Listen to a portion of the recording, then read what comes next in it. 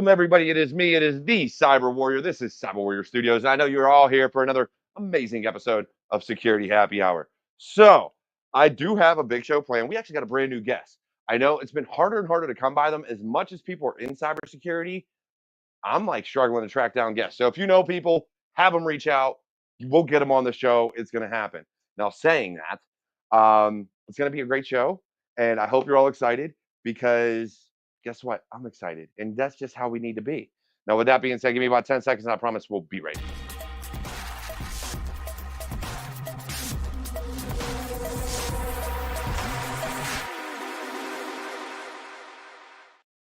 And we're back.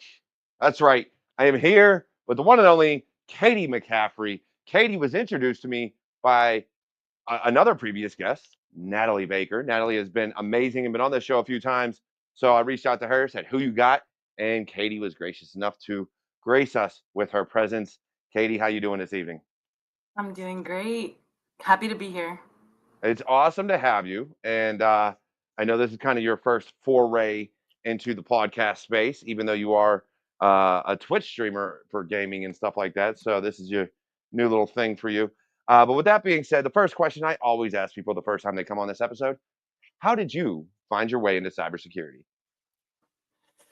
Yeah, I had a strange journey. I feel like a lot of people do. I was working at an autonomous vehicle company, and I was building my career there. It was going pretty well, and something happened within the company, and basically things went under.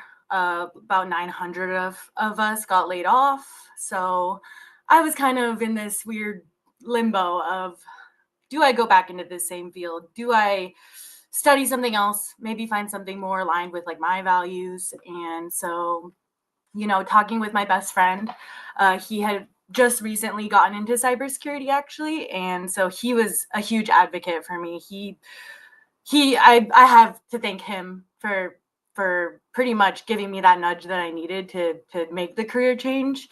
I'm so thankful for that because I've learned so much more about myself, about cybersecurity, computers, all of that just from this career change. And I'm just so much happier now. Like I realized that the change was the best thing that I could have done. So, maybe getting laid off ended up being a blessing in disguise for me. Always is. So, Always is. yeah. No, that's it's actually. I mean, it's kind of crazy because everybody does have their different paths here, right? So some, and one of the things I say in a lot of the content that I create is just that there's no such thing as normal, right? And that's our journeys through life. There's no such thing as normal. Everybody's weird. Everybody's unique. So you're gonna have your own path to get to where you want to be. Um, so don't ever think you're just like this unicorn because we're all unicorns when it comes to getting into this industry and living our life. But with that being said, the topic of the day is advocacy. Holy crap, can I talk? And it's more about advocating for yourself because one of the problems I think we have in this industry and in general in society is people tend to not do that, whether it's in work or finances or asking for a raise. So how have you found your journey in just being able to advocate for what you're capable of? Yeah, so I mean, I feel like that's one thing that has kind of come naturally to me. I think, you know, my mom, she was very, very hard-headed, very smart, and she also worked in male-dominated industries. And so having my mom be such a advocate for herself in these industries, I feel like it just kind of rubbed off on me. So kind of like that nurture thing. Mm. Um, so even though it comes naturally, that doesn't make it easy. It's still really hard, especially when you're uh, maybe less knowledgeable than others speaking in the room. So just making sure that your voice is still heard and that you're you know you're advocating for yourself, even if you maybe aren't the expert there. Well, and I want to kind of twist that around because I don't believe at least in this industry, maybe in others. I can't speak to any other industry other than IT and cybersecurity, but I don't believe there's any such thing as an expert in this industry. I may be one of the few that doesn't believe that, but I think it's impossible. Things are just too it's changing too frequently. So that is why I like to challenge people on, when they feel uncomfortable speaking up. There's always going to be someone that knows more than you. We know Mhm. this. There's people that know more than me. There's people that know more than my boss. I literally work in a management role now so that I can hire smart people that know more than me because Yeah. that's kind of how the job goes. And then I help them level up to get to the next promotion or whatever the case may be. So, when I'm looking at advocating for yourself, it's really not being afraid to know what you know. And I think in this industry, a lot of technical people struggle regardless of anything of advocating for themselves. Like, I know this. I've studied it, I've practiced it, I've I've been doing it for, X amount of years or months or whatever the case may be. Um, and I think that has been a huge problem in our industry. And it's also potentially because they're very introverted and don't want to speak. Yeah. Yeah. Though I'm fairly new to cybersecurity, I was working at a tech company before, and so I recognize that very often at my last job, um, especially like just there being people in different kind of working brackets, and sometimes Mm, I would notice that like contractors working under me, they would always downplay like their insights on stuff that's going on, but really like they're the ones that are on the ground floor. They know what's going on. Like the people that are up there that are kind of running the program or whatever, they may not necessarily know what's going on like in the kind of in the trenches, so to speak. right. So advocating like for those trenches is super important. You got to advocate for your role, whether it's in cyber or anything really. And being that point person, and like you do know what you're talking about, and your knowledge is there, and not doubting yourself, because that's very easy to do, especially when you're around maybe like leadership or somebody who's got 10 years on you or something. Right. And I think, one of the struggles I think we see right now, um, in my opinion, and it's only because of how I've interviewed people and talked to certain people, especially on this show and things like that, is women advocating for themselves and being able to stand on their own and say, I deserve this, I've earned this. I remember interviewing people and they'd look at the salary range of, the position and be like, oh, I'll ask for the bare minimum. And I've outright told them, I'm like, no, ask for what you feel you're worth. I'm Hmm. like, because then who else is a better advocate for you than yourself? If you're not going to ask for it, you're not going to get it, right? Yeah. Because a company's goal is to pay as little as possible so that they can continue to make money. A good Hmm. leader will pay you what you're worth. But Hmm. the Exactly. company ultimately, that leader can push and push and push, but sometimes the company just pushes the budget and goes, no, they asked for this, that's what they're getting. Yeah. So, I think it really comes down to whether it's in your salary range, in your career, kind of, like you said, positioning yourself of, "I know what I'm talking about." We need to understand that you have to be the one to stand up and say, "I know this." And if somebody's not gonna listen to you, then that's on them. Like, I Yeah. think too much we blame others for, like, our shortcomings when in reality, it's stand up on your own. If they don't wanna Yeah. listen and the company fails, alright, Yeah. cool, Yeah. have fun. Had that happen. Yeah. Well, and another part of like advocating for yourself is if you aren't sure about something, is actually like asking and making it Mhm. known that you don't know and having that explained to you, because you're never going to learn if you just sit there and just take words at face value. If you don't know, you have to ask. So that's another way of advocating for yourself, for your growth, for your knowledge, all of that. Yeah, So, yeah, yeah. and I did that in school. I remember getting into arguments when I was in the Army with my electrical engineering instructor, for the course I was going through, and I'm like, "Well, why does it do this?" And he'd be like, "Oh, FM." I'm like, "Dude, don't tell me fucking magic. That's not a response to me. I need to know the why. Like, I have to know why something does something else." And so, like, when you're in your career, you have to ask those questions. If you don't Yeah. know, it's okay. And Yeah. anybody who gives you shit over not knowing something, then they don't deserve your presence and or your communications. Deuces. Exactly. I'm out. Yeah, exactly. Like, Bye. but I think people are afraid to do that, especially, and let's be fair, right? So I've had many, many, many of a women on this show. And I think one of the things that has become a common theme is like they shut down. Is like if they're told, if they don't feel listened to or like everybody's talking over them, they just don't speak. Mhm. And so you're missing out on a lot of good opportunities. Well, at that point, and what I tell a lot of people when they're looking at different jobs and different careers and different things to do, go where you're wanted. Go Exactly. to the people who actually are going to listen to you. Because if you Yeah. try to change a huge culture, a company culture that's not going to value you, it's never going to happen. Yeah. Let them flounder, let them screw up.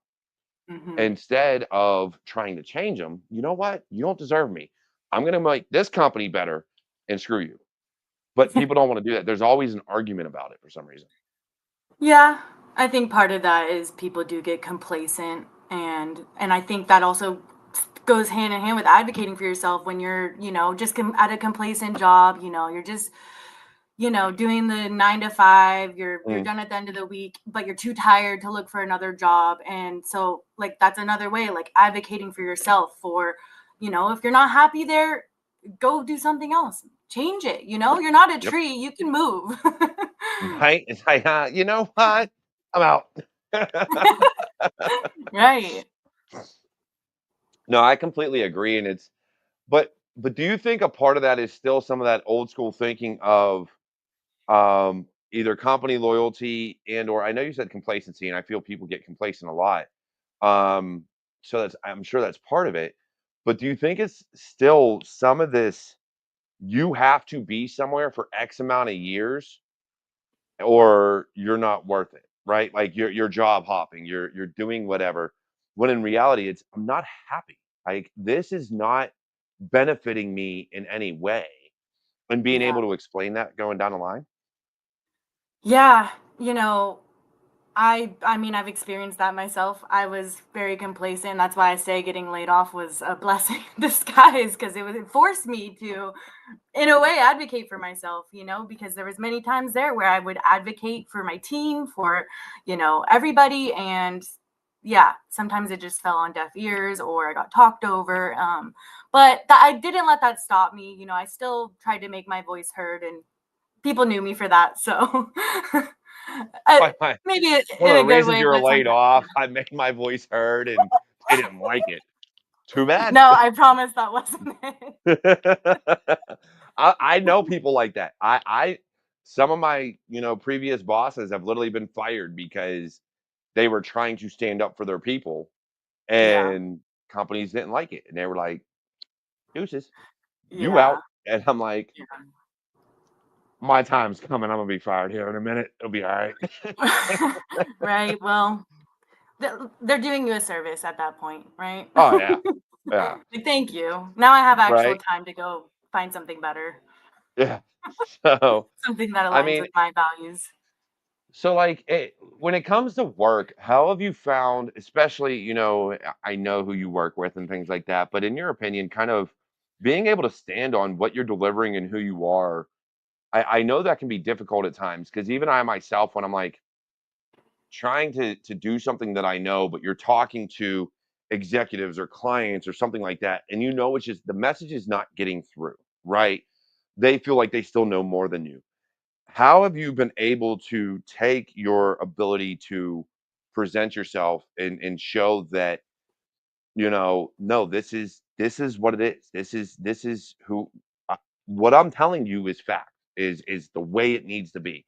Like, how Yeah. have you been able to kind of take that into, the industry and prove you know what you know? Yeah. I mean, I think part of that is being honest about what I don't know, and recognizing like my areas of expertise maybe don't align with that. But for Mhm. this, I have confidence in, and respectfully, I disagree about your reasoning why this is not acceptable, Right. or you disagree. Like I think that just framing it in a way of kind of explaining to them why they're wrong professionally, nicely, maybe Respectfully, pointing. fuck you. Yeah, this could have been an email, but okay, we're here. So, yeah, I think just honestly, a lot of it is just repeating yourself, because like a broken record, I mean, when you're just repeating kind of essentially the same thing, maybe in a different way, sometimes people just need that to process it and then accept it. I feel like sometimes people just have trouble taking word point blank like that. So doubling down on what you're talking about, and staying true to that. That's Right. that's important, not just crumbling to their ideas, but it shouldn't have to be a defense thing, though. It should be more of like a conversation. Conversation. Yeah. Yeah. Yeah, I think that's the hardest part because even on the engineering side, we see it a lot where a client will think they know kind of what's going on or how things need to be, and or you've explained something 50 million times, but it's always been in a call. You may have Yeah. sent one email during those calls or whatever during that time period, um, but it's never been accepted, right? It's never been agreed upon. So you may explain yourself, and then in the next call, you're explaining yourself again, and then again, and then again, and then finally you get to the point you're like, you know what, I'm done talking. Like I, I, Yeah. I just can't. And I've seen that, especially because since 2018, I've been in the MSSP industry. So like I've legitimately always worked for a managed service, and I've seen this time and time again where you try to explain something, explain it again in a different way, and they still like keep coming back. You didn't say that, or I want to do it this way, or and you're just like, dude. At this point now, it's just CYA. I'm just going to start sending emails to you and my boss so that you can't argue with me. Like, Yeah. Yeah. I told you. Yeah. I mean, I feel like sometimes there's just no convincing somebody, and that's really what you have to do, and that's, in my opinion, the best way to advocate for yourself. CYA. If you're not going to listen to what I say, I'm just going to include my boss and make this kind of a pain in the ass for you, Yeah, professionally. right, right. So It's like, cause look, I'm done arguing. you Y'all take two what you argue want. now. Yeah, you want it or not. Like, I'm here to do a job. Do you want the job done, or do you want to fight with me about it? Yeah. Yeah, I think that self-advocacy though, and to your point, like sometimes you do gotta bring in someone that outranks you in that situation. Yeah. Because people will, especially all right, so you are junior to mid-level as a GRC consultant, and I look at that and I'm like, people aren't gonna listen. Like you can do whatever you want, and people are gonna be like, oh, they're just this, right? They don't know what they're talking about. So how has that affected you knowing that, like, you know this shit, you know what you're talking about, but they're just seeing you at your level, and they're like, "Oh, they haven't been doing it long enough." So how has that affected you?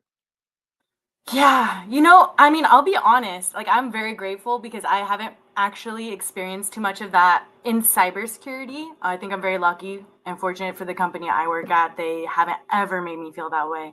But in my last tech job, I for sure it was a lot that my thoughts, ideas were discredited, or like I can think of a specific time where I spoke up in a group of us were discussing something about our operations, and I was talked over. My colleague said basically the same exact thing a minute later, and everybody's like, "What a great idea! Great job!" And so, in that moment, I was just like, "I don't understand. Like, I said that, but they didn't listen to me."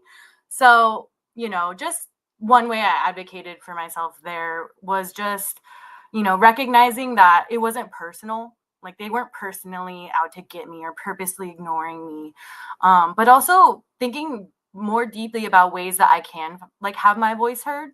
Right, Um, so whether it be, in documentation, or even in training people, I did a lot of that. I'm doing that now too.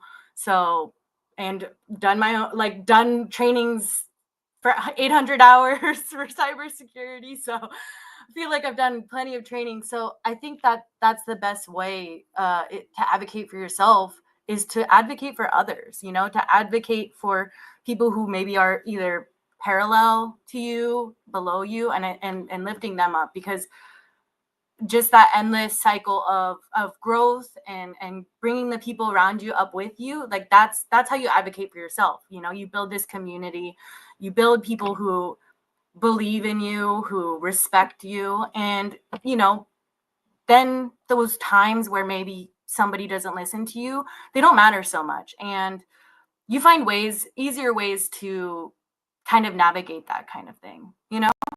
Right. Yeah, and that's, one of the big things about this industry that I have seen is there's like two types of people. Well, three. You have the type, oh, gee, apologies. My phone doesn't normally go off on a Friday night like this.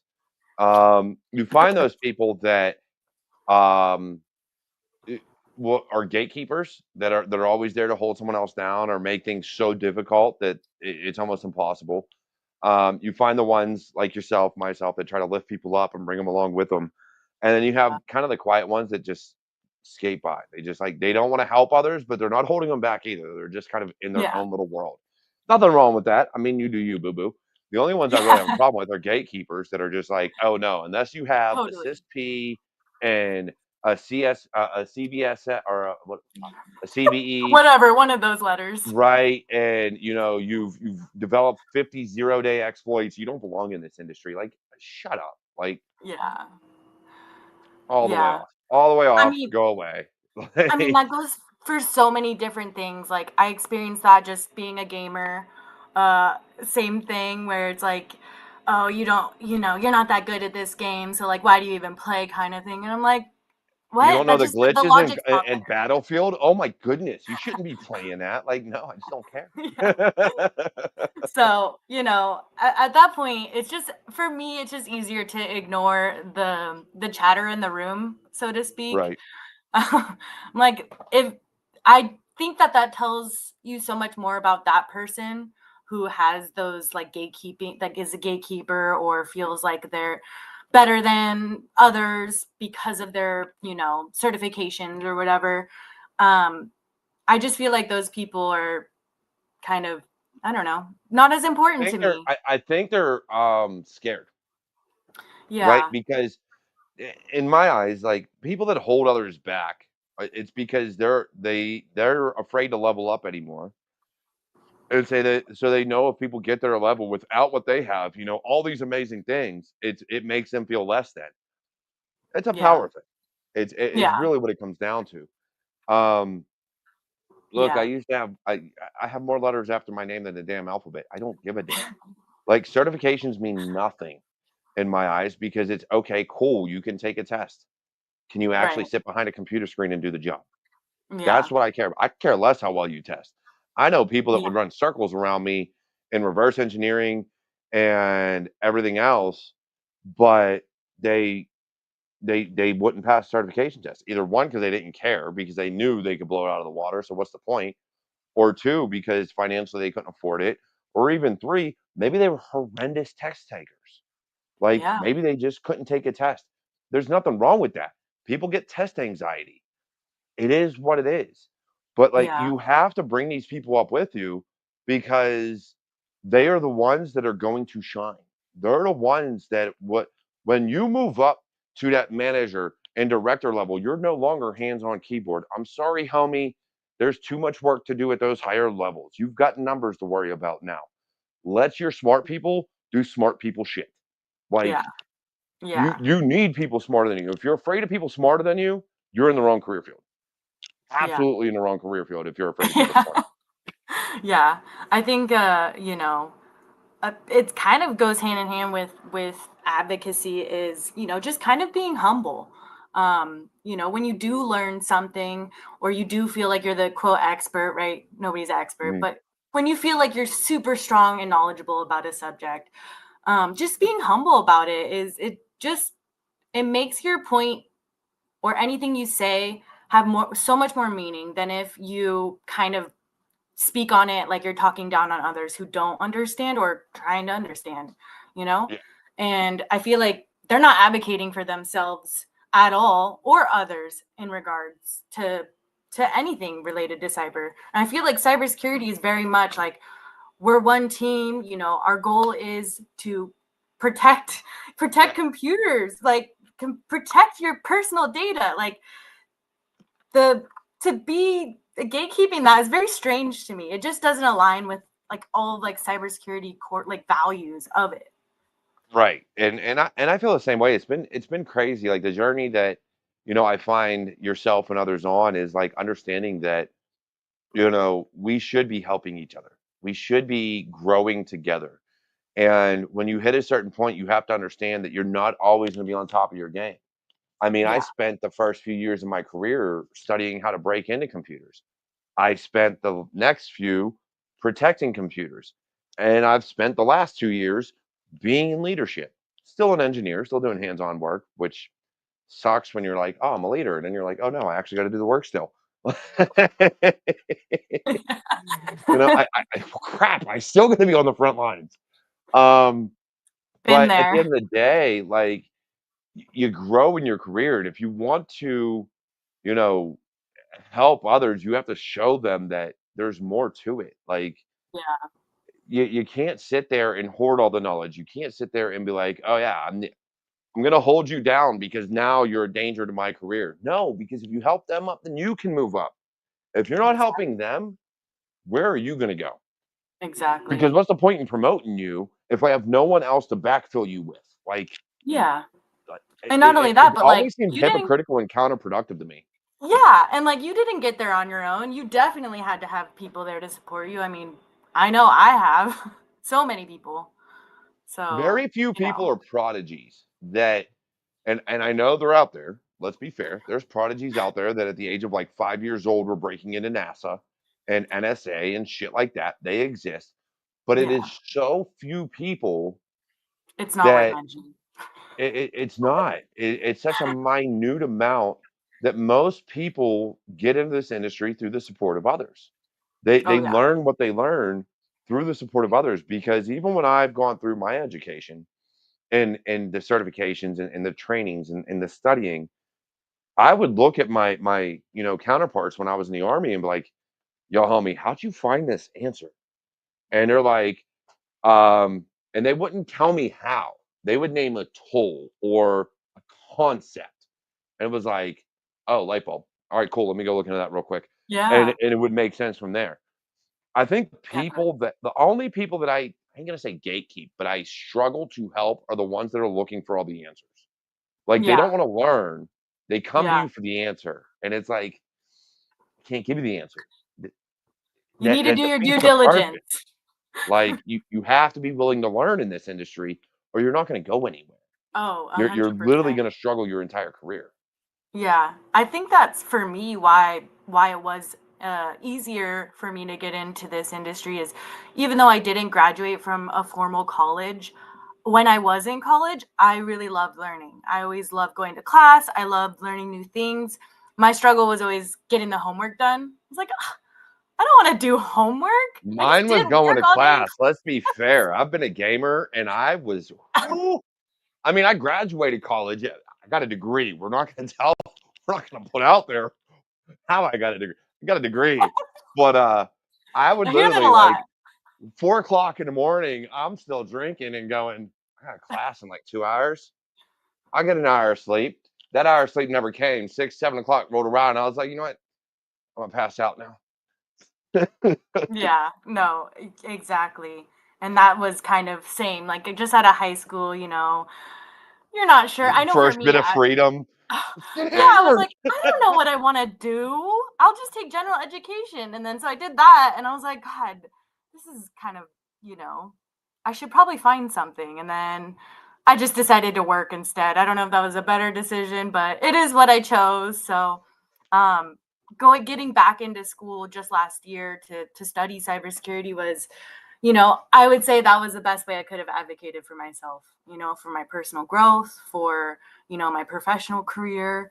So yeah, and like the whole gaming, the gaming thing, yeah, sometimes that does get in the way, doesn't it? Oh, man, especially when I was in college. I was young and in college. I went, right after I got back from Air Force basic training and tech school.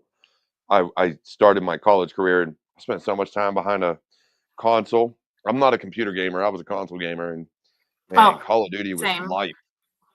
Call of Duty was life. I did not find Battlefield until I was in the army. That is when I found Battlefield. But I've never been like my kids play now like Fortnite and Minecraft and all that other stuff, and I'm just Yeah. like, meh. They're like, "Oh, play Yeah. Fortnite, Dad," and I'm like, "Let's play Call of Duty, guys." And they're like, "Oh no, let's play Fortnite, and you can do." I'm like, "I don't care about skins. I don't care about all this. Let's play COD 2, all right, or some Modern Warfare, and we'll be cool. I'll shoot you in the head, while you're away past, I'm not the going easy on you. helicopter. We'll play Good luck. Afghan." So, Yeah. um, but yeah, holy crap! All right, sorry, couldn't really give you apologies. Oh, good. My son just texted me and let me know he's done. Let me see if my wife can go get him, Okay. Yeah. or else I gotta end the show like now. Oh no. Well, if not, I But may have somebody that would be a great addition to your show to recommend. we got a So few. So like, what I can yeah. do is this what I'm gonna do? Actually, I'm gonna go get my son. He's not that far away, so I'm gonna give you the show, Katie. The floor is yours. No, don't do that to me. You don't want to do it? I'll let you do it. You can No, run the I mean, show. oh, well, I mean, I streamed like briefly years, like last year or something. But if you like, I mean, I could. Uh, It's up to you because like I gotta go. Well, if my wife, texts me back here in a second and tells me whether or not I'm gonna do this. I'm gonna put you on solo. I'm gonna go check on my wife. If I gotta go get my son, I gotta roll and go get him. You yeah. and you make the decision by the time I get back whether or not you want to run the show. So for Okay. now, I'm gonna put you on solo, but I'll be back and you tell me whether or not you want to run the show. Okay. For now, talk about advocating for yourself and advocating for a race. Let's go with that one. Yeah. Yeah, so actually that's something that I'm working on advocating for a raise for myself, but because I'm still really in my infancy in cybersecurity, it's a little bit more difficult. My boot camp that I didn't actually give me like a certification like a security plus or anything like that. So I'm the best way that I've found for me to ask for more money is by gaining those certifications, putting in the work, gaining the knowledge, showing that I have tangible proof of why I deserve more money, because it's a lot harder to ask for more money if you don't have a good reason. Like, well, why do you deserve more money? Just because what? So that's something that I found has been difficult in the past for me at previous jobs, especially like non-technical jobs that I had. uh, just the kind of bureaucracy and the nepotism that happens. It was hard to navigate, and I feel like if the best way to make more money is by strengthening your skills so that you can provide more to your company, to future companies or agencies, so you can charge them more for your services. Essentially, I mean, you have to make yourself invaluable. um, but being entry level, it is a little bit harder to kind of break those barriers. And um, yeah, I think that really advocating for yourself is really just doing good by yourself. And one of the leaders at my company just literally just said like yesterday, today, and something resonates with me. And like the number one thing you should be focusing on like in your career is your mental health. And that's something that I have had difficulty doing in the past. I'm still working on it now, but focusing on you and your wellness and your health translates into the work that you do. So you're muted. You're muted. I can't hear you.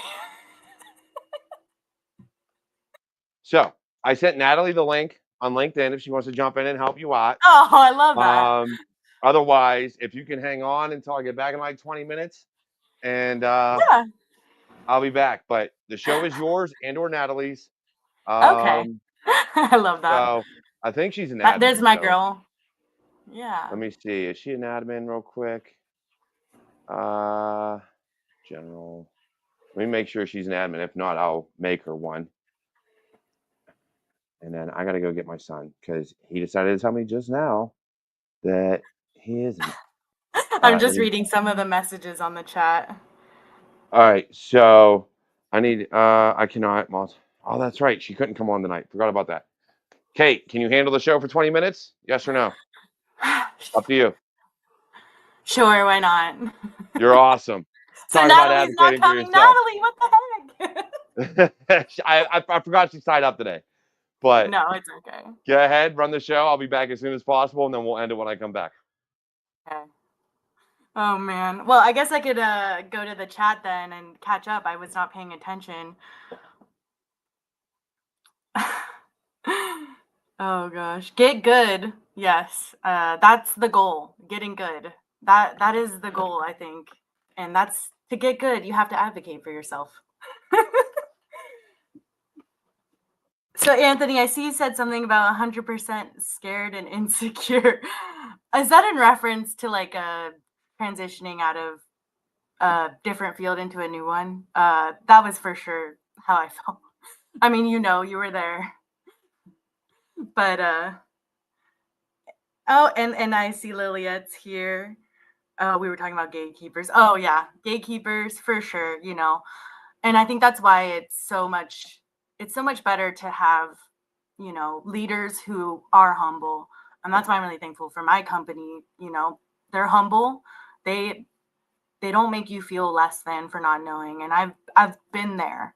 And maybe even not, I didn't know, but to make somebody feel less than because they don't know, like, how does that make the world a better place? It doesn't make anybody feel better about anything.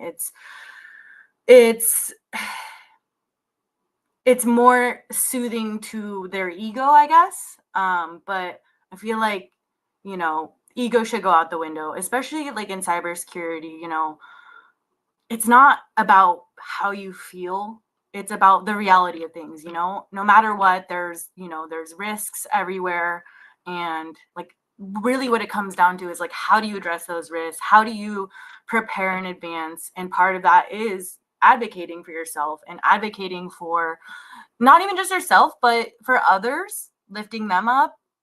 Oh, Natalie says she'll be on at 5. Hopefully you can get in that.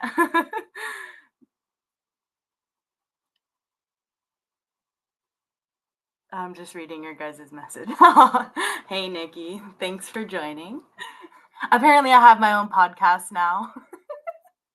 Yeah, he doesn't know it yet. Derek doesn't know it yet, but I'll be the cyber warrior. Yes. I don't even know if that's the right word, but the kids happen, and Derek is advocating for himself there. He's got to go pick up his kids. So, but in terms of cybersecurity, I only started learning cybersecurity a year ago. Really, I started my boot camp in February, and I think before that, the most I knew about cybersecurity was, multi-factor authentication, something I think a lot of us already use all the time, hopefully. And, just not reusing passwords, just the basics, which is super important to know. And that's kind of the foundations everything is built on. But I think something that people don't realize about cybersecurity is that it's really focused around, users, right? So kind of expecting the worst of users, or, not that it's malicious intent, but expecting them to not follow these best practices. And what are the safe holds? Like, what way can we protect if, somebody doesn't want to change their password every 30, 60 days? So it won't let me. I don't think it's going to let Cyber Shield me. I love it. I think it might be because he left. So I don't know if he can. Let's see. Settings. Can I add you? I don't know if I can. I don't think I can add you. So sadly, Natalie is trying to get on. She's my current mentor right now at our company, and we just got to meet each other last week in Austin, Texas for our company's offsite, and it was so great. I already knew before we ever really kind of interacted too much that her and I were going to get along. We align on a lot of things personality wise, and she is one of the people that she's one of the people that kind of is how do I say, she's one of the people that practices what she preaches, and advocates for, the juniors and the associates. Me being one of them. So I'm so thankful for her, many others, for, realizing that, you gotta lift other people up to lift yourself up. And I think advocating for others is probably the easiest way. I think people find it easier to advocate for others than they do for themselves, because I feel like when they see an injustice in somebody else, they're quicker to take action. Whereas when it's for yourself, you feel more like, oh, well, maybe you find a justification or why it was okay or something like that. So really, like, that's the best advice I can give is, advocate for others. And as you advocate for others, it'll be a lot easier to advocate for yourself. So let's see what Anthony said. I think cybersecurity has a way of attracting people who are lifelong learners. I think that's why it's such a natural fit for you. What do you think? Yeah, I think, I kind of touched on that earlier when I was talking about how I, went to college and just didn't end up working out. And I think that cybersecurity has really reintroduced my love of learning. Not to say it's been easy learning. God, if I could tell you how many times I cried during my boot camp trying to write JavaScript. I can never be a software engineer. Kudos to anybody who is good at, programming, all that stuff. Not my thing. Kind of already knew that before, so that was rough. But part of, growing is recognizing things that maybe aren't your thing and things that maybe are, and still making an effort and trying in those areas. I think this is an AI that's saying it. Says warrior S is also a word. Yeah, so apparently it is. It's a hard word to say, so I don't know how well that will work. If I can barely say it. Natalie! Boom. We are in business. Yes. There's my girl. I was like, oh my God, don't leave me. Damn, Derek. Damn, Derek. Throwing this at me while I'm trying to watch my wrestling, man. Well, now you all get to meet the greatest Natalie B.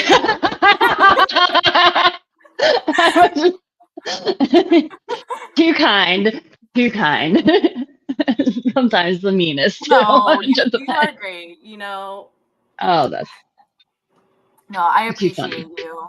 And, I mean, even for just having me, providing me this connection to be here and to have a platform to speak on. It's nice, Well, yeah, we have to help each other out, like you were saying, like advocating for others and helping others find that next step. Because and through helping them find their voice as leaders, especially as leaders, you tend to, in helping others find their voice, you tend to help them grow and reach that next level, which also pulls you up to your next level and helps you level up as a leader, because now you have more insight on, different techniques that you can use with different people. Because like when you're teaching a topic, especially to a bunch of people, like everybody retains information differently. I will use a different analogy with you than I would with someone else that's on the team that was like a previous junior that I had. So like,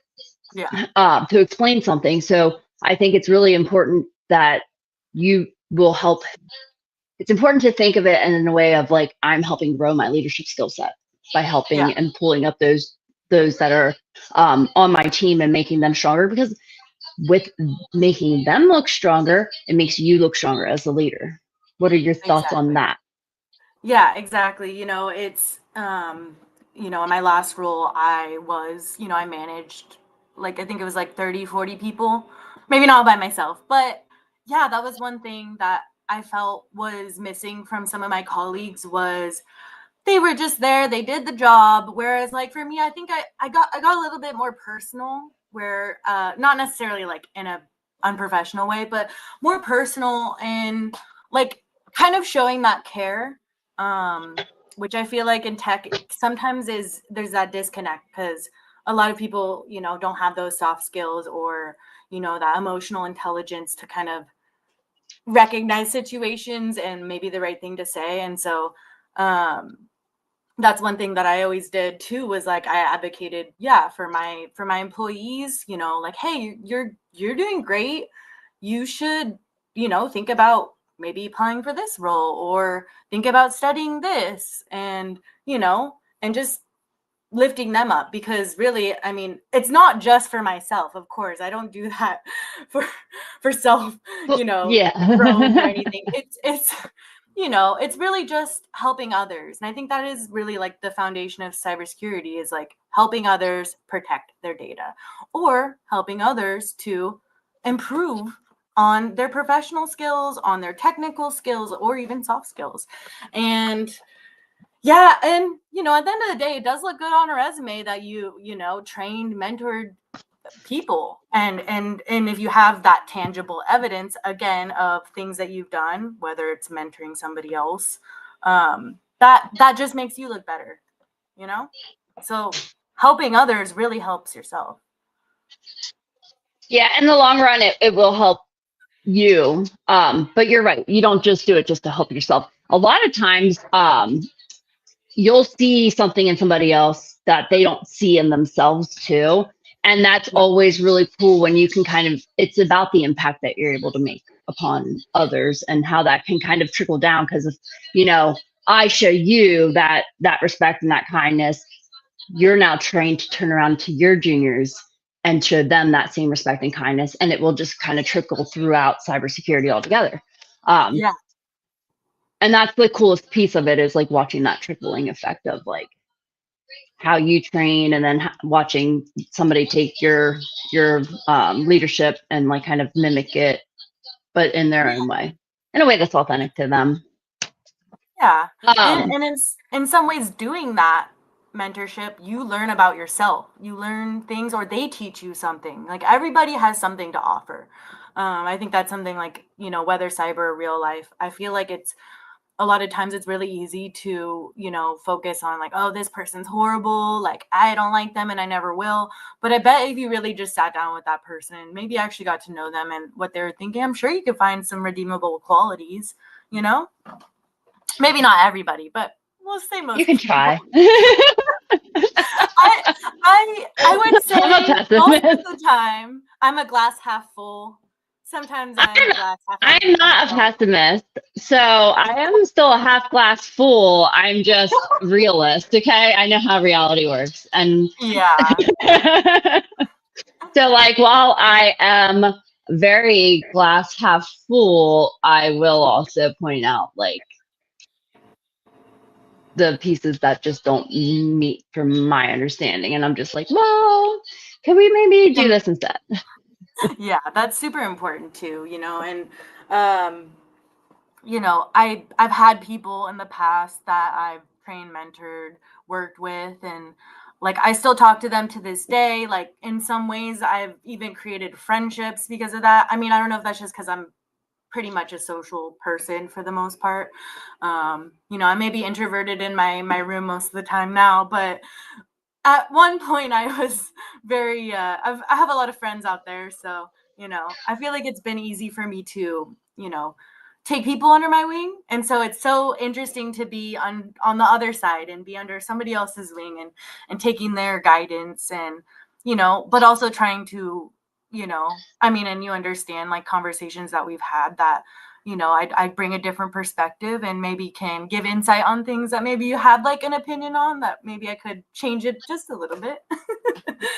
Well, and not only that, like especially that's the beauty of having diversity in cybersecurity in general too, is like people that are brought up in different cultures, different religions, different upbringings. Basically, you have different experiences throughout your life, so you could see something in one way and then I could see something completely different, but something that you say could shift my perspective completely. And, that's how new ideas are created. That's how innovation happens. Exactly. And And you're that's not going to why, have that without diversity. exactly. And that's why, again, back to advocating for yourself or even just others. If you don't know how to advocate for yourself, I'm sure you've advocated for others much easier. And so just starting there, I know I have a few friends that are maybe a little bit less confrontational. I don't know. I don't want to say I'm confrontational per se, but that I don't, confrontation doesn't necessarily scare me. And I think I do know a lot of people that it's a lot harder for them. And so, but I noticed for them, yeah, for if something was wrong for one of their friends, they were the first people to speak up about it, because it's not, they don't feel comfortable advocating for themselves. And so, I want to challenge those people. If you can advocate for others, advocate for yourself. Yeah. And a lot of that comes with like having the confidence, and also being able to express the knowledge and the experience that you've gained, or that you've the skill set that you've gained over the past, like however long it is between your performance evaluations or whatnot. And being able to put that into a dollar amount and say, here's how much my skill set is worth, because that's how you can go to that argument. And it's not an argument or a confrontation. It's much more of a discussion based on, here are the facts. Yeah. Here's how much I can make for this elsewhere. Yeah. Give me my money. No. That's how we do it. No. But Well, yeah, no, exactly. And it's I see. Oh, I yeah. see Can this. we? I'm an engineer. Can we hack or manipulate the glass in our favor? Sorry, Anthony. No can do. No. Yeah. So, infinite improbability AI. It is not that he is not a AI robot. He's a real person. Okay. He's a Like, good you friend of didn't tell me Derek. that before. Okay. Oh So my funny. gosh. Oh, It's like in the comments, like, okay. no, I'm not a robot. I haven't read all the messages because I'm trying to be present. I don't want to be like that, I see now it says I'm not an AI. I'm so sorry. It's so funny though. But I think that made it better, to be honest. he's asking, as you advance in your cybersec, do you think it's more important to develop hard skills or soft skills? He says he knows both are important, but which one is more important? See, there's no like exact answer to that because it really just depends. But I think for me personally, I need to develop more of my technical skills. And that's part of the reason why I had done like a boot camp and why I'm currently studying right now, is so I can build upon my soft skills and build on the technical skills I do know already. So I think it's dependent. If you feel that you have stronger technical skills, focus more on the soft skills side. Do, reach out to people. I know it's kind of scary. I mean, even just coming on this I was like, Natalie hit me up a few hours ago. She's like, hey, you want to be on a podcast? I've never been on a podcast before, but, as you guys can see, I'm not very shy. So I felt, screw it. Let's do it, if not now, when, and I think that is another way to advocate for yourself. It's just doing it. Don't question about why you shouldn't, or make excuses about why it's harder to do because of your situation or whatever, or you just don't want to put in the work. You know what, that's fine. I think a lot of people don't want to put in the work. I mean, for the most part, nobody really wants to work per se, but when you find something that you care about, it feels a lot less like work. And when you're learning, it's, you're just constantly growing within yourself. And when you know more, you're confident. You feel like your voice definitely has meaning in conversations with executives or stakeholders. Your opinions do matter at that point. So, For me, advancing in cybersecurity, I am focusing on my technical skills. Obviously, soft skills, nobody's perfect. I have some ways to work there, but I feel pretty confident in that area. So, yeah, that's mine. Technical skills is that's in the works. Maybe I'll come on the podcast in a year and I'll be a security engineer. Who knows? We'll see.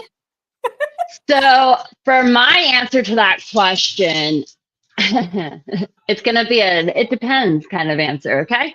So, what I will say, it depends on how you want to grow in your career and what your next steps are and what you need most to secure those next steps. So, there have been times in my career that for me to advance, I really needed to step out of my comfort zone and get used and really sharpen those soft skills. And then there's other times in my career where I have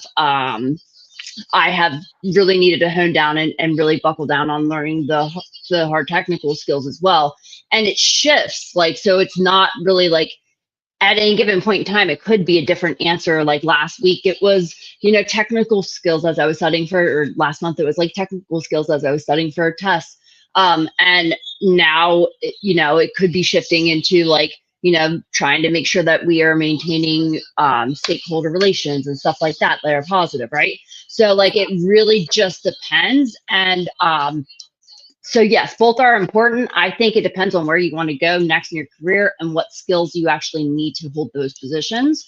That you should really be looking at. And when you're looking at how do I improve to get from where I'm at now to where I want to be tomorrow. Yeah. Yeah. And I think same thing is it again, it depends, but I think that can change. You can maybe recognize like, oh, well, maybe I need to work on my soft skills, and then as you do like more research, or maybe you do like a mock interview or whatever it is that you need help with, and maybe you realize like, oh, maybe I didn't need that, like maybe I should have been focusing on something else, or maybe the soft skills aren't as important, because if I just know like command line interface, we're good. Like, Yeah, I think that so I I think that that's very rare in our industry where yeah, you just need to know CLI and you're good. That's all you I know, need. I'm kidding. I know you are. I know you are. But I think that you lean on soft skills every day, day in and day out, generally 90% of the time anyway. So you're still exercising those. And so, yes, there are going to be times where you still need to hone in on those and look at, like, how can I improve my soft skills? I Yeah. run my own podcast. Same thing happens after every episode. I rewatch my episode and I reflect on, like, what could I have done better as a host, Yeah. so that I can become better on the soft skills side. But that doesn't mean that I don't also in my like day-to-day work think about like, oh, I need to hone in on learning this specific function in AWS, or like, hey, I need to learn, X, Y, and Z about this theme or this tool or whatever it is. So there's different facets of your career. I think it's cybersecurity is kind of like a weird kind of place too, because like a lot of people when they're done with work at the end of the day, they're done and they're not touching the computer. Where like, I mean, sometimes you just get addicted to doing something and you're just like, Yeah. get carried away. Like Next thing you know, it's like 10 o'clock at night. It's like me the other day. It was like on at 7 a.m. Looked at my thing. It was 7 p.m. I was like, oh, okay, I think I should get off. That's enough. Yeah, it's definitely a balance of, it always feels, I feel like for me being a junior too, it feels like it's so fast and scary. Like there's so many things, there's so many different aspects. Like where do I start? So I feel like for me, and that's part of the reason why I did the boot camp, was I wanted to have those foundational skills so that I could have the confidence. Because I feel like if I don't know something, all my confidence goes out the window. I'm like, oh, I'm just gonna be quiet, But again, like if I don't know something and I'm in a room of people that do, I'm gonna ask them. Or maybe I'll just Google it if I don't want to ask them, But either way, I'm gonna take those steps to find out, like embrace that curiosity that you have. that's such an important aspect. And so for me, you know, I think that I've just been embracing my curiosity and, you know, doing that. And that's the best way you can advocate for yourself, you know? Just listen to yourself. Like, what do you like? What do you enjoy? Do it. Yeah, for me, it's like self-reflection on like how do I improve from here? How do I get better? How do I continue my growth path, my trajectory? Where do I want to be at in 5 years? Where do I want to be at in 10 years? Because I don't want to be in the same role that I'm at in like next year. Yeah. Really, like Yeah. Same. Hopefully I'm want to be not an moving on up. associate in a year. Like, But like okay, a that, year and a half? Come on.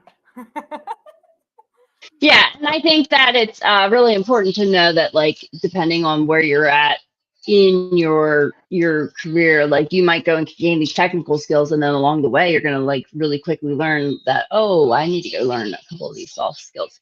So I know that part of the conversation that you were really looking forward to is like really the soft skills that you find the most transferable.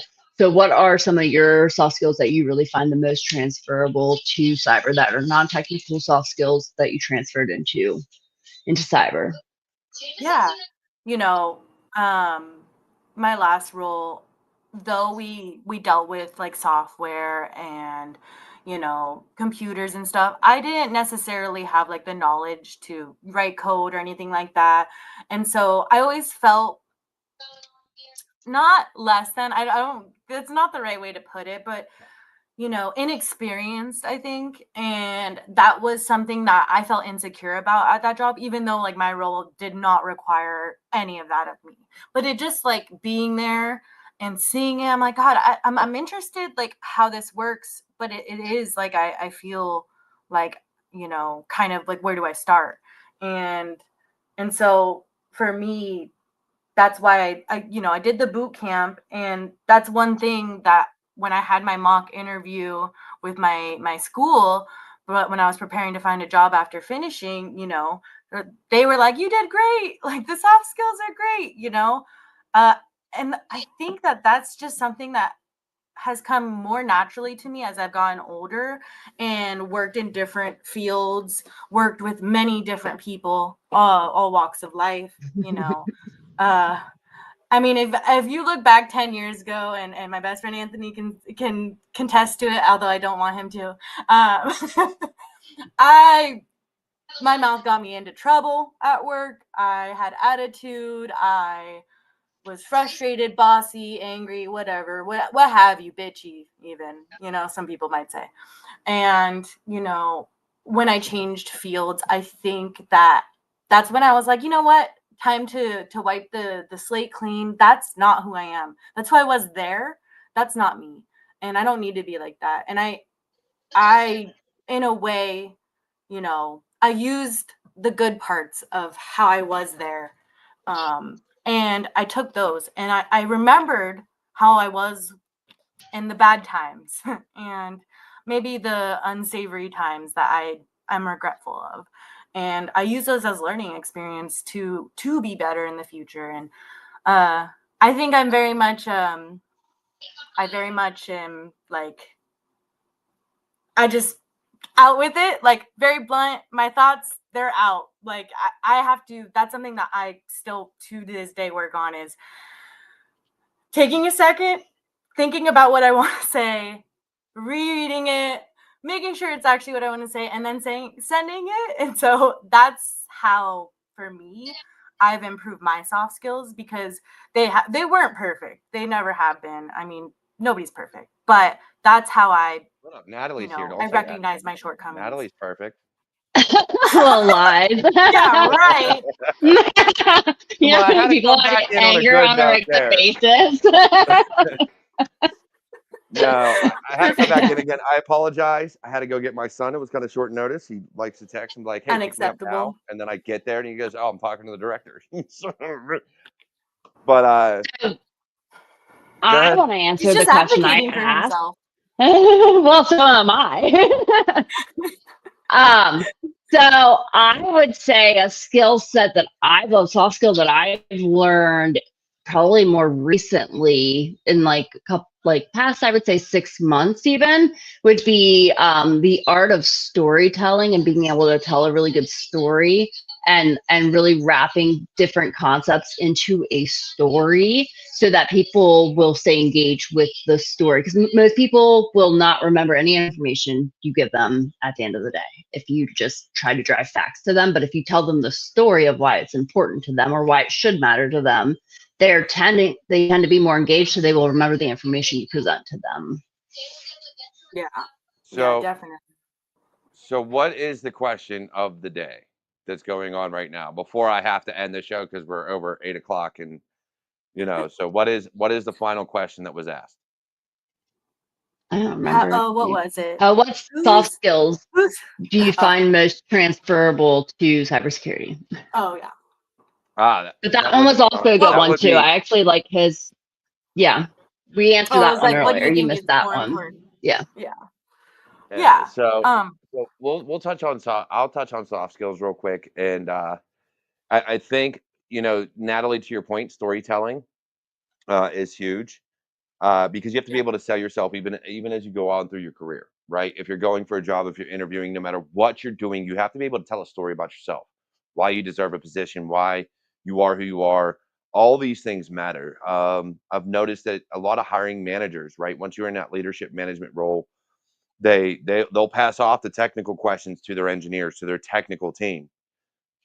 That first interview is you selling yourself, what you're capable of, what your personality is, and whether or not you deserve to be there.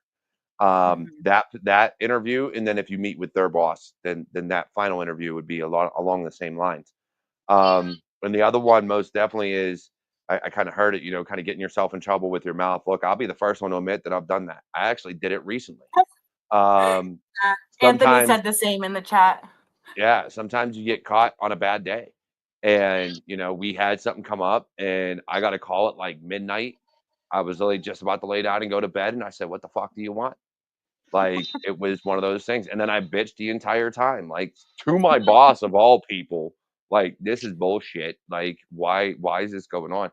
And so, like, you have to understand like certain situations, and it just happened to catch me at a bad time. And, you've got to be able to control that. Yeah. So I think being able to regulate yourself and understand the situations is a soft skill that people just you need to learn. Selling yourself and then understanding that sometimes, as we say in the army and a lot of other places in the military, embrace the suck, because there's going to be things that come up that definitely suck, and Yeah. you just got to deal with it and drive on. And We're in the Maybe you'll make process a of funny creating comic them. strip Get out ready. of it. right. Maybe you'll use it for content one day. So I It Yeah. mean, will be funny one day. right. It's just one of those things. But before I do end the show, once Natalie, I want to thank you for jumping in and helping out, and being Thank you, able Natalie. to kind of get on with Katie and drive the last bit of the show. Um, Always appreciate you having on coming on. Katie, thank you for coming on and being here. Thank But you. before I go, Natalie knows this. Everybody else knows this. Katie, give your final advice to anybody trying to break into the industry. Don't give up. Don't get discouraged. Cry if you need to. I probably still cry later. No. you know, Also, ask questions and ask for support. That's the only way anybody gets better is asking for help. Most definitely. Yeah. I think that's huge. Is being able to humble yourself to ask for help. It really takes you, it's one thing to be confident and proud, but you have to be humble. You have to know when to ask for help and not be afraid. So that's absolutely amazing advice. Natalie, since you're here, what's your advice? I mean, it's pretty much the same. Don't give up. Just keep. I mean, it's always after you've tried 50 times and you fail 50 times, that 51st time, it's the golden one. So just keep going until somebody says yes, because eventually somebody will say yes. And then lean on soft skills, learn skill sets such as storytelling, learn skill sets such as speaking up and learning how to be confident. Even if you don't feel confident on the inside, you don't have to showcase that on the outside.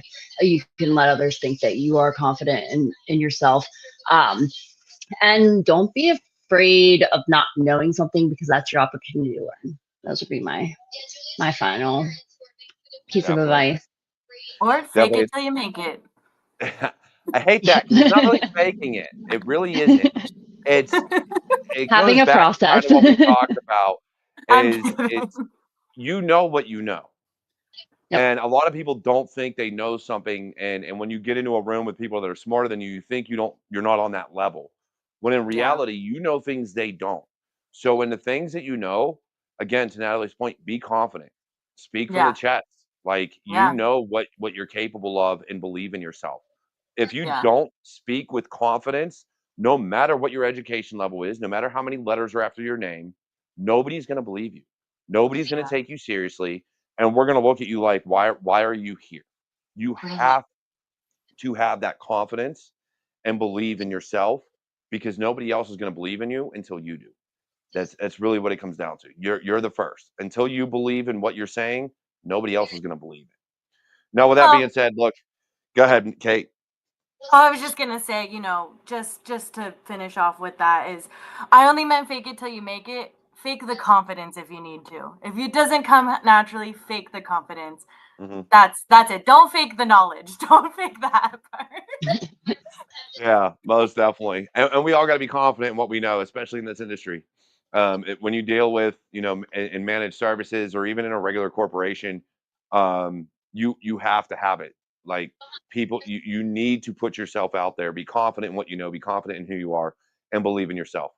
Um, you have to be the first. But otherwise, look, hey, it's been an amazing episode. Once again, thank you, Natalie, for stepping in as a little co-host, helping Katie to carry on the show. Devin, who's in the back Anytime. right now, thank you for bringing Natalie in to help out. And Katie, I know it was kind of a misfire on me in a last minute text from my son, but thank you for running with what you had and being able to carry on and keep moving forward. So, with that being said, it's been another amazing episode of Security Happy Hour. I'm the Cyber Warrior. This is Katie over here, Natalie Baker down there, and my boy Devin in the back. I appreciate you all for tuning in. Come back next week for another amazing episode of Security Happy Hour.